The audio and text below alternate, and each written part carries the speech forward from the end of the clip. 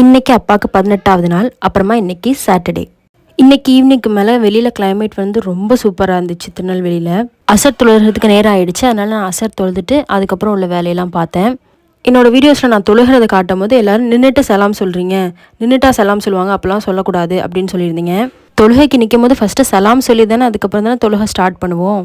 லாஸ்ட்டாக தொழுகையோட எண்டில் ஹத்தேஹத்தில் உட்காந்து நம்ம வந்து சலாம் கொடுப்போம். இப்படி தானே, இதுதானே ப்ரொசீஜர்.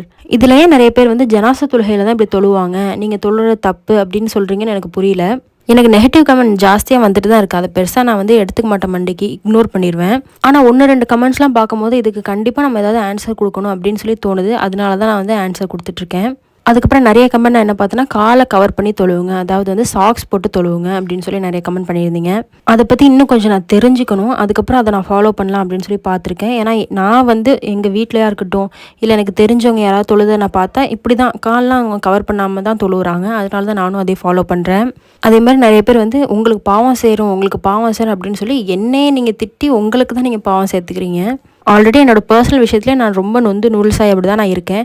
ஸோ அதை கம்பேர் பண்ணும்போது உங்களோட கமெண்ட்ஸ், நெகட்டிவிட்டி எதுவுமே வந்து என்னை வந்து பாதிக்காது. ஸோ நீங்கள் கமெண்ட்ஸ் பாஸ் பண்ணுங்கள், எனக்கு அதை பற்றி எந்த ஒரு பிரச்சனையுமே கிடையாது. இன்னும் அது வந்து என்னை வந்து கொஞ்சம் ஸ்ட்ராங்காக நான் இன்னும் மூவ் பண்ணுறதுக்கு வந்து அது எனக்கு ஒரு வேயாக தான் இருக்குது. இதுக்கப்புறமா நான் இன்னும் நிறைய வீடியோஸ் பண்ணுவேன். பிடிச்சிருந்தா சப்போர்ட் பண்ணுங்கள். Thank you all.